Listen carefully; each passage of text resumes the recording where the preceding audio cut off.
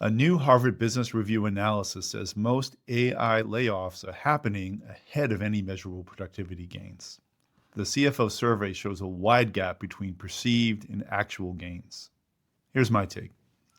Think about what is actually happening here in three stages. Stage one is happening right now. Companies are laying off people before they even know how to automate their jobs. The productivity gains have not been proven yet. The tools are not quite ready. But the cuts are happening anyway because Wall Street rewards the narrative. Stage two is coming. The tools will get better. And when they do, the automation will be real and those roles will shrink permanently. Stage three is what the AI layoff trap paper describes, which we'll get into next. Even when every company can see the cliff ahead, none of them can stop because their competitors will not stop either. So you have people getting fired before the automation works, getting fired again when it does, and an economic trap that makes it impossible to slow down.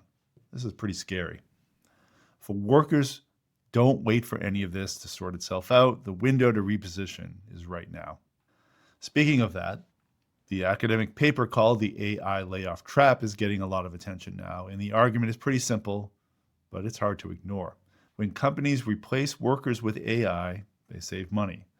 But those displaced workers are also consumers, and when not enough of them are spending, the demand that every company also depends on starts to erode.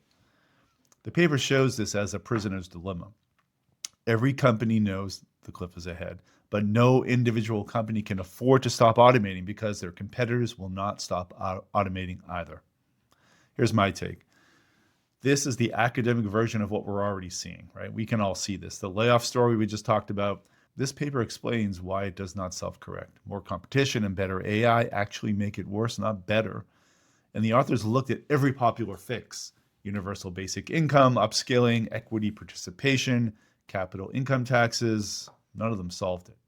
The only thing that worked in their model is a direct tax on automation itself. OpenAI itself floated the same idea in their robot tax paper released last week. When both the company doing the automation and the academics studying it land on the same answer, that tells you where the policy conversation is heading. OpenAI just set a $100 billion advertising revenue target for 2030, which means ChatGPT is becoming an ad product, whether you ask for it or not. The move reframes ChatGPT from solely a subscription tool and API service access to an ad-supported consumer interface. Here's my take. A model trained on your personal questions, your medical worries, and shopping intent is the richest ad targeting dataset ever assembled.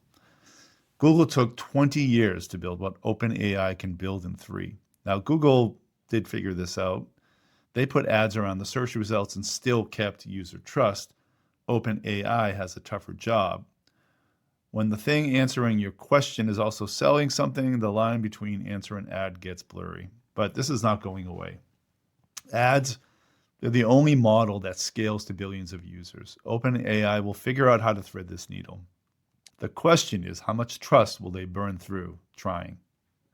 An unreleased Anthropic model found a 27-year-old vulnerability in OpenBSD, a Linux operating system. The Treasury called CEOs into the room about it. Claude Mythos Preview can identify and exploit software vulnerabilities. It reported the discovery of thousands of 0 days. Anthropic is restricting access to this, which they're calling Project Glasswing, rather than releasing it. Here's my take. The security risks here are real. A model that finds thousands of 0 days changes the game for attackers and defenders alike. The same AI that finds vulnerabilities is the same AI that can patch them. And that's going to be very, very good for cybersecurity companies. Both sides need to keep up now, and firms selling defensive AI tools just got their best sales pitch in years. But if Anthropic keeps triggering emergency meetings and sending bank stocks into a tizzy, I think that goodwill just might run out. There is a version of this where Anthropic stops being the responsible lab that everyone trusts and starts being the company that keeps scaring the market. The tide can turn really fast. Anthropic's share of U.S. business AI spending jumped to 30.6%, while OpenAI stayed flat. Corporate data from RAMP shows the number up from 24.4% a month earlier. Analysts attribute the surge to Claude Code. and other enterprise coding workflows. The real story here is focus. Anthropic does fewer things and does them well. Claude Code works. OpenAI is trying to do everything: chat, images, video ads, media acquisitions, and it's spreading itself too thin. This is a classic mistake. When you chase every market at once, you lose the ones that actually pay.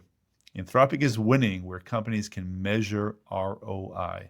Expect OpenAI to announce some major enterprise refreshes before the summer. They have to, because right now the company that is focused is eating the one that is not.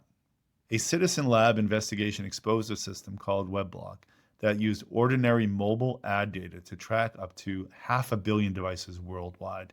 No warrant required. Customers include ICE, shocker, the US military, Hungarian intelligence, and dozens of American police departments. The data comes from the same ad targeting pipeline that runs inside of most apps on your cell phone right now. All the privacy panic right now has been focused on AI.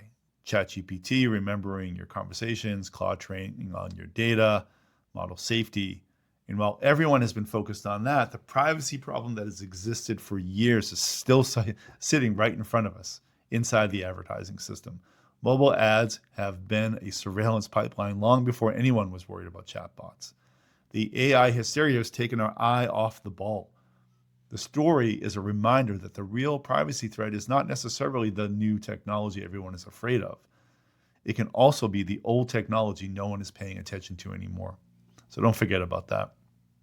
Anthropic quietly started throttling Claude Code when it runs inside of third-party agents. I have been a victim of that as well myself, and the developer community is not taking it well. Threads across Claude AI subreddits and others document reliability issues and policy restrictions when Claude Code is used by external agent frameworks rather than Anthropic's own tools. Here's my take. This is a classic platform squeeze played out in real time. Anthropic gets credit for the smartest coding model. Third parties build billion-dollar businesses on top of it. And now the owner wants the margin back.